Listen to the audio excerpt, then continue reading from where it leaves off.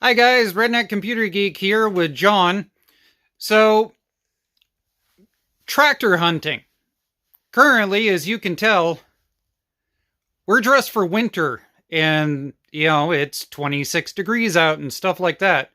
So why in the world would I be making a tractor hunting advice video in the middle of winter? We're going to call this one off-season tractor hunting. So let's talk about a few things. Well, let's start the video off with the idea of money making. Tractor hunting, money making during the winter time. So there are always certain machines that you will figure out in an area always have bad decks. It just is what it is. In my area, it's almost always these GT 6000s with the 3-spindle decks. They're just worthless. They warp, they start eating belts, and these things sit in the middle of a field somewhere, and they rot. But the Craftsman plow gear, on the other hand, is pretty much indestructible. So, if you take a $50 tractor, you add a $50 plow, some tire chains on the rear, and during the right snowstorm season, that $200 tractor becomes a $400 machine. It really doesn't take that much to go and set one up. Most of these plows come with a manual lift gear and stuff that you can put on. So you go from $150 to $400 if it has working plow gear. On the same note, ATV plows are starting to plummet in price. A lot of them with the rear mounts in the back, like this style. They show up all the time during the summertime when people are trying to offload them for like $100. Immediately, the moment snow flies, these things become $300. So during the summertime, anytime you see one of these that is in a field, grass covered, whatever, if you can pick it up for free or for $50 minimum, that's $200 the moment snow flies. So that's another thing to keep in mind. The same thing being snowblowers. The newer style MTDs that have the F&R transmissions in them. Let's see, we've got one over here. This style of MTD everybody hates to work on. They're just a big pain in the neck, which means you can find them very commonly, dead doornail in the backyard, I want it gone. The snowblowers are extremely universal. I've covered this particular snowblower in the past. They're extremely universal on these, which means that you can pick up a 15-year-old snowblower and still adapt it to a 5-year-old machine, as long as it's the certain type that fits with this type of front end that has the drop-down pinning. It's got a triangle that comes down like this and up and then over and another triangle. They're pretty well universal for almost about 20 years worth of different styles of tractors. So yet again, if during the summertime you can grab one of these, get it the heck off my front yard for $100, you get a decent machine that you can throw some belts in for another $100. You put the two together into a package deal, running, driving, go test it, whatever in my driveway. That's 100 plus 100 equals 500. That's some redneck math for you. So keep that in mind. Okay, so let's talk about off-season. What are we going to do in order to go and make more money during tractor season? Set up and get engines ready to go, knowing exactly what it is wrong with them, they need, or whatever. Like this one. This one is literally just a drop-in assembly. I know that if I get something that needs a 13.3, that I can just immediately take this, drop it on, be done with it, all ready to go. I prepped this one on a workbench and set it out here so it's ready for summer. The same with this type of style.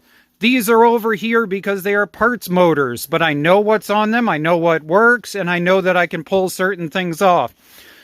Starter motors are pretty universal, coils are pretty universal, stuff like that.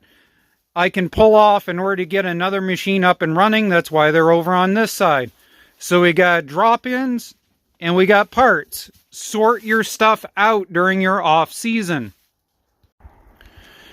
Another helpful tip, take the time to sort the decks based on machine type. MTDs, Craftsman's, 38 up through to 42, and different styles. Because you've got manual engagement, you got cable engagement, and then you have side cable engagement. Sort your decks out during this time so it just becomes a grab and go when you need them during the summer. Every hour that you spend hunting for something during the summer is an hour you could have made $300 flipping a tractor. Sort it now during your off season. And oddballs. If you have oddball decks, get them listed. If you have an oddball deck that goes to something that you normally don't work on, get them listed on Marketplace on Facebook. Get them up there with good pictures. You never know, somebody might be doing a restoration during the middle of winter, and that could be $50 sitting there underneath that snow. Always, always set your oddballs aside, throw them on Marketplace with good pictures. Now, when it comes to junkyards, a lot of you are going to give me snot that this is the first time my junkyard has ever looked so good, but that is for a reason. Sort your junkyard. Make sure that you know what's what. Like, this machine here is only good for the transmission. This machine here is only good for the transmission. That machine there is only good for the transmission. The moment the transmission comes out of these 3 machines, they're junk. They go straight to the junk pile, which is why they're the closest out here, so I can pull the tranny the moment I need it and get the rest gone. Hauling machine that I use for running around with, that's actually got a hydro that I ended up overdriving the pulley on. To answer the hydro question, it lasted 6 months before it blew the snot out of the hydro rear end. Top speed was 12 miles per hour. We're going to do an investigation teardown on that at some point. Tires. I can't get over it enough. The number of tires that people hold on to that are utter total garbage. Take your off season, sort your tires. Sort them by size. Sort them by quality. Sort them by rarity.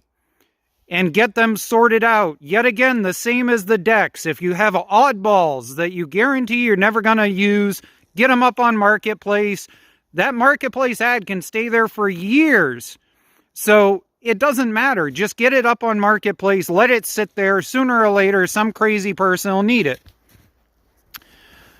So, good parts or drivable without deck is how this is sorted. All of these are all machines that I can either pull a motor from or drop a motor in and have them up and running and driving. With the exception of this one that I stole the tires off of for the diesel build. And back here, we've got sail machines. Well, except for this one. That's going to be my personal machine. But anyways. And that one's my beater.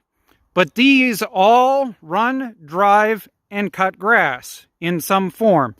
So run, drive, and cut grass, they need to be finished off in the spring, but they're all organized so that in the spring, depending on what the market looks like, I can immediately pull them out and get them up and running and ready to go. They're nice, they're easy to get to. If I come over here behind them, you can see that literally it is just a straight shot out in order to pull them out and be ready to go. This side over here, this is personal machines for YouTube product and projects and everything else. So that's the hydro mutter that I need to get back to. I have most of the stuff now to be able to do that build. That's the Big Mod Dragster. That is not the norm if you've ever looked that one up. This one here is interesting. It's got a MST 204 stuffed in the center, running back into an F&R transaxle. It was a cool concept build, except for it drives in high gear at about 3 miles per hour. So I need to pulley swap the snot out of it, but we'll get there eventually. That's the small mod dragster with the 801 transmission in it that you guys have gotten back to me on a couple of different times. And John's currently clearing off Bouncer. And we're going to be doing a bunch of different stuff with Bouncer. We're going to go and take that gas tank. We're going to put a custom gas tank in and do a bunch of other stuff. And put an Iron Man hood on it. And put the Iron Man hood on it that Parts and Pieces sent us. Did anybody figure out that the word organize is a good idea? Taking the time to organize so that everything is grab and go during the actual season is a must. So my entire top shelf is all functionals. They're all grab and go transmissions that are all functionals ready to just be thrown into a machine and up and running. One of the tips I'll give you is these F&R pulleys is make sure that they actually slide side to side. And during the winter time, be sure to PB blaster the snot out of these on a regular basis.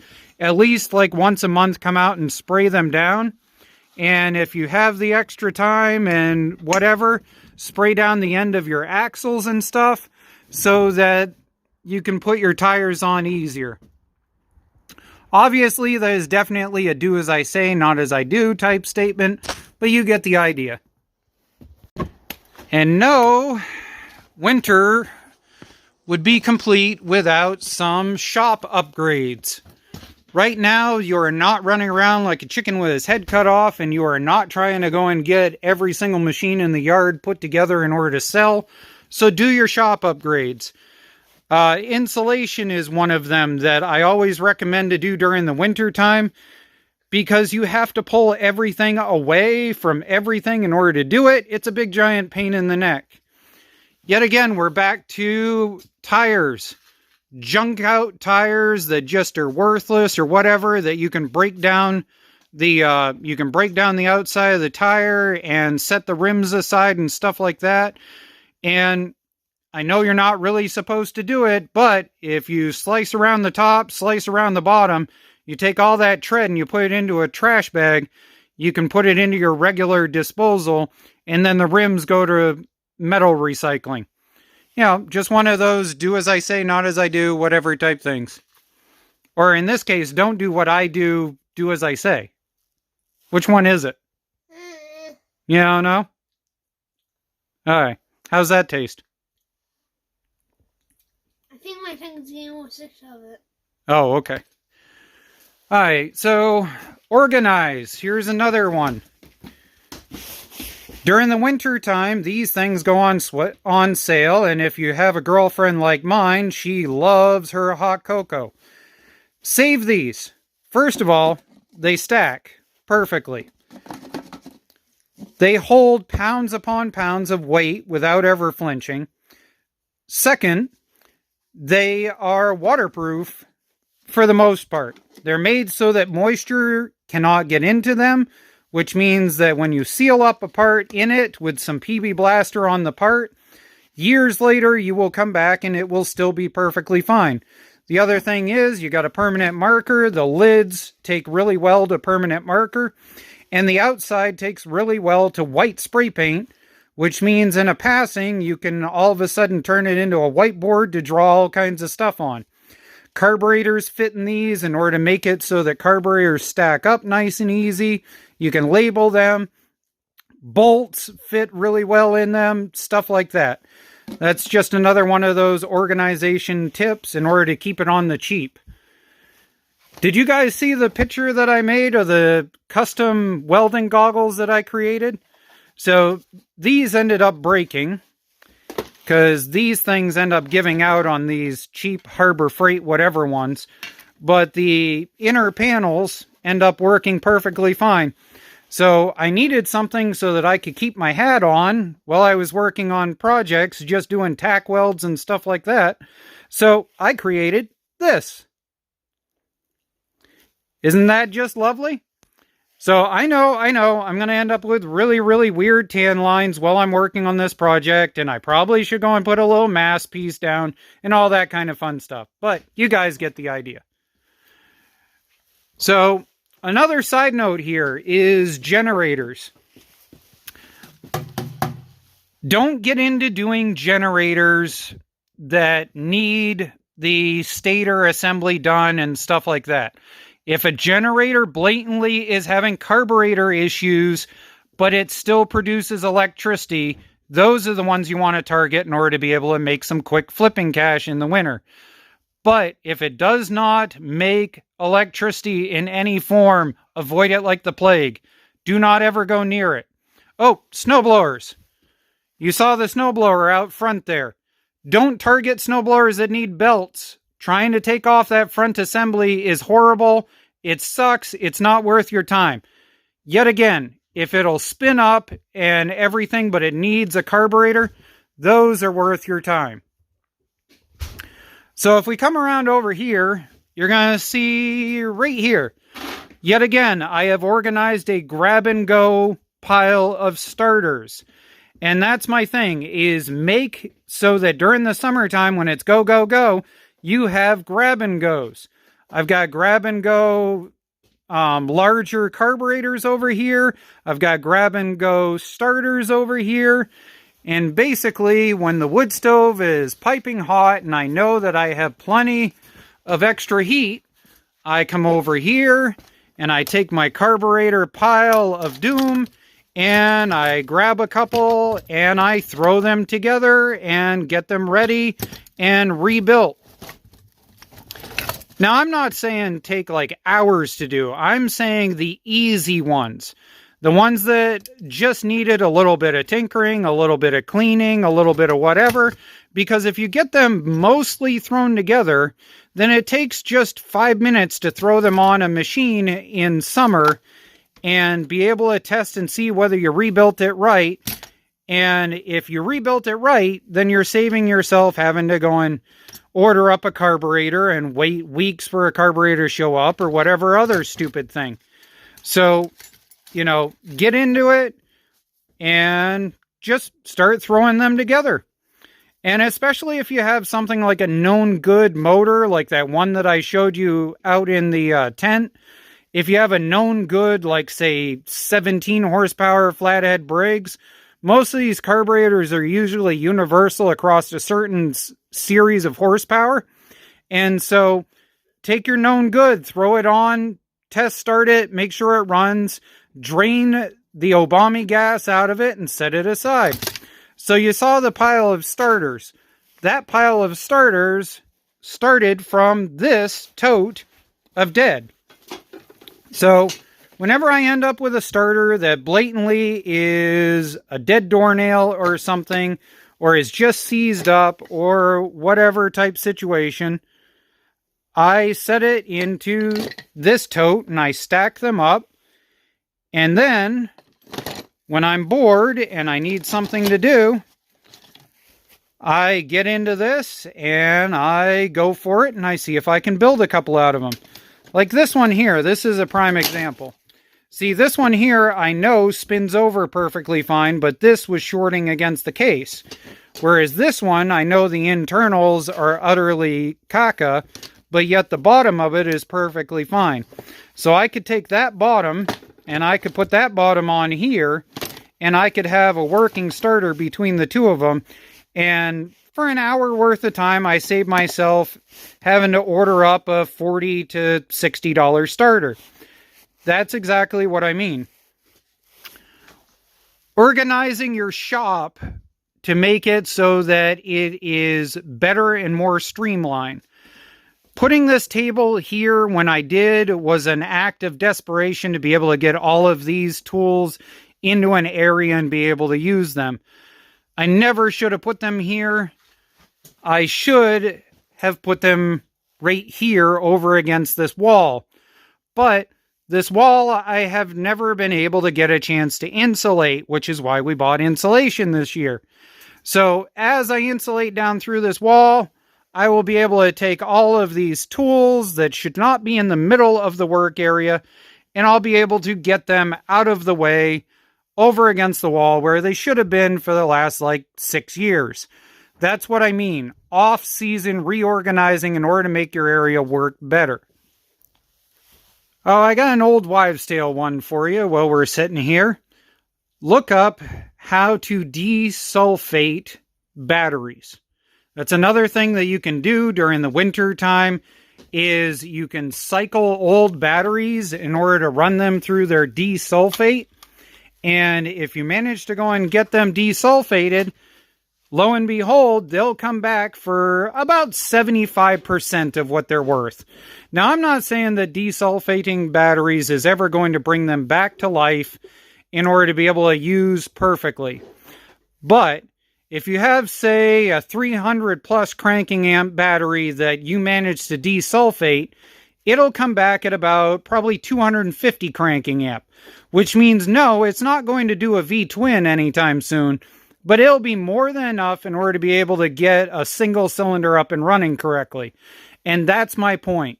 So what I do is I cycle through all the batteries that I set aside as probably dead during the summer, and I run them through a desulfate cycle, and I usually have a return on investment of about 1 in 3 or so.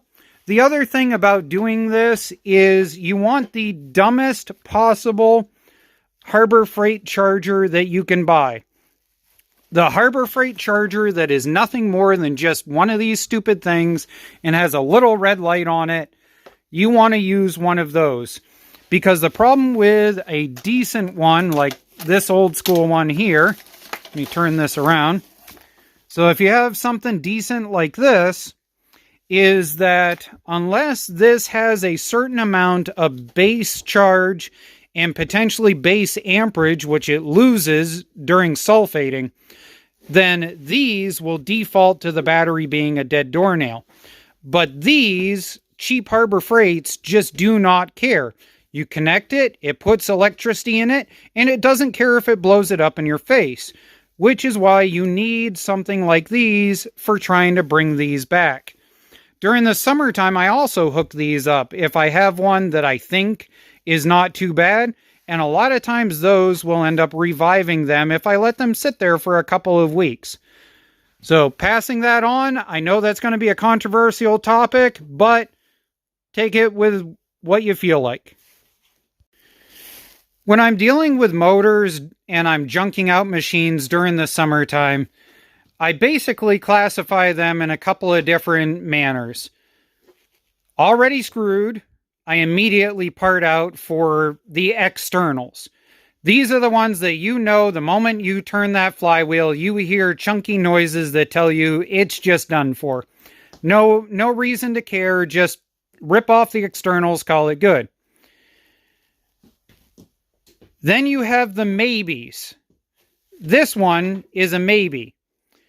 If you can tell that it probably blew a connecting rod, or that it might happen to have dropped a valve or something like that, and it doesn't make horrifical noises, it's a maybe motor.